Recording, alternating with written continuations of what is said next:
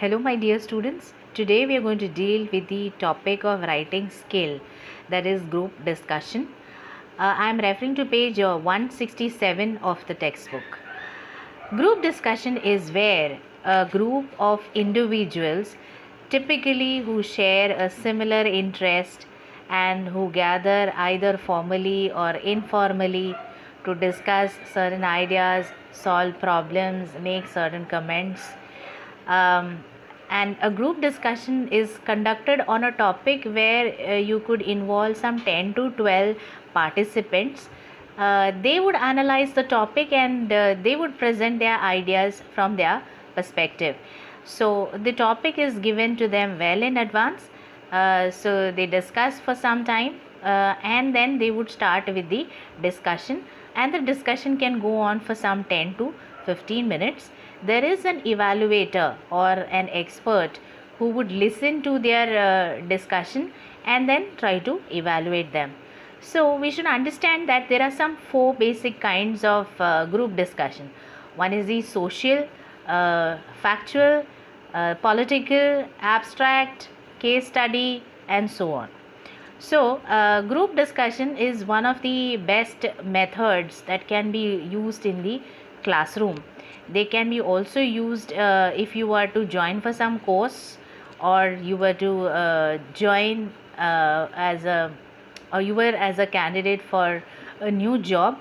Okay, so the employer would use this method to test your communication skills, and because you would come up with the discussions there, you would frame your opinions.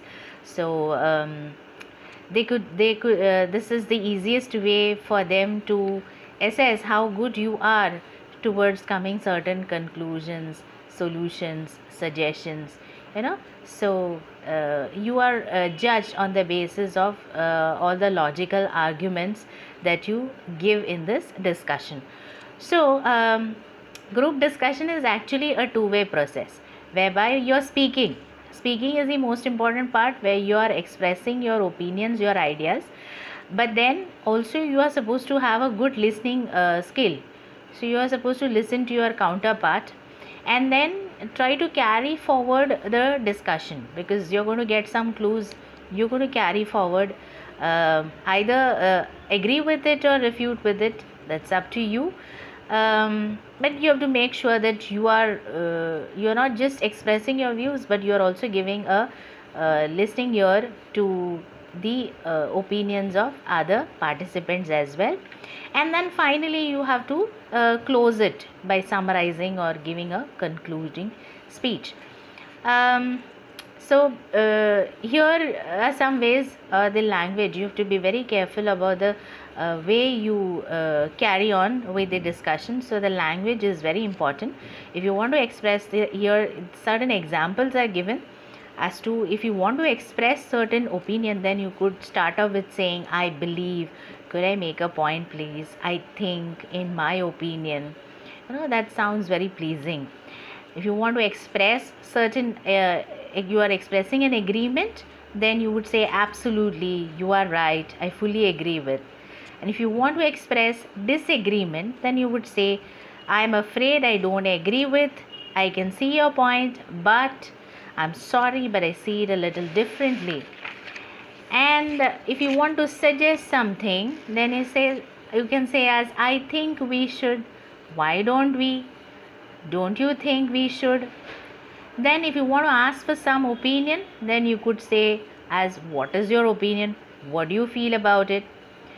If you want to interrupt, you don't be rude, sound rude on the stage. You cannot raise your volume, but you have to be very polite. You could say as, I'm sorry to interrupt, but excuse me, I want to add up something. Handling interruptions, because as the discussion goes on, sometimes you could have a heated argument, and if you want to pause, mostly you've seen the news channel whereby they are having a group discussion. So if you want to interrupt somebody, you say that on a very polite note. Say, just a moment please, could I finish what I'm saying, and then finally conclude it by in this way, by to summarize or to conclude. We can conclude by saying that, Okay, so further we have a group sample group discussion given here, so that it will be easier for you, and you would know how to write a group discussion. So here you have the evaluator, some 2-3 participants, that is Manisha, Anamika, John, Ananya, who are a part of the discussion. The evaluator, the expert, puts across the topic of the discussion, that is, do you think teenagers should be given a separate mobile phone?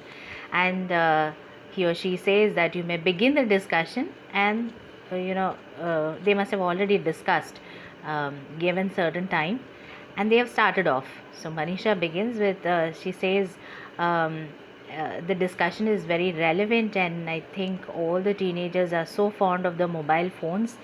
It's quite useful, she says, as it's helpful for educational purpose. Then, and also you get everything at a click of a button. Anamika continues further, saying that yes, nowadays people can get easy access to information on any topic, from recipes to courses to college. Any topic you search, you get it on the click of a button. And then John continues that apart from that, it's used for entertainment purpose, to watch movies, songs, listen to songs, and people spend a lot of time on the phone. Anamika says yes, I think parents have made them aware of the abuses of the mobile phones as well. And Ananya adds up, saying that you see, there are so many unwanted things available, and which are maybe not suitable for certain age groups, that is also available or seen by these children. Yeah, and then John says it's a sheer wastage of time. So here we have the after speaking the pros, the cons, the advantages, the disadvantages. Also, they have also cited the disadvantages. Parents can keep a track, but that's what Anamika says, parents can keep a track of their children, that's why they are being given the mobile phones. But then John adds up that students have become real lazy, and they lack concentration, and the phone keeps ringing always. Manisha says parents, institutions block some sites, so that they don't get access to unwanted material.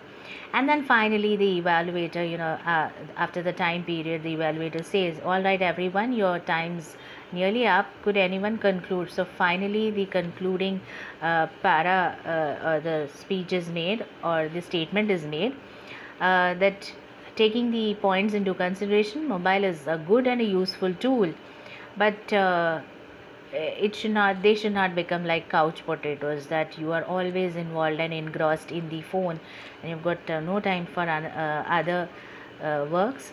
So it also leads to eye problem, posture problems, psychological problems that cannot be neglected. And if mobile phones are taken away, that also can have serious problems. So you have to decide how you have to use it very judiciously. So this is how the concluding statement is made by John. So roughly you get an idea as to how to write a discussion, a group discussion, whereby you have an expert or an evaluator giving the topic, and you can have 3 to 5 participants getting involved in the discussion, whereby you are discussing the advantages or the disadvantages of it, and then finally closing off with a concluding statement. I hope you must have understood how to write a group discussion. Thank you.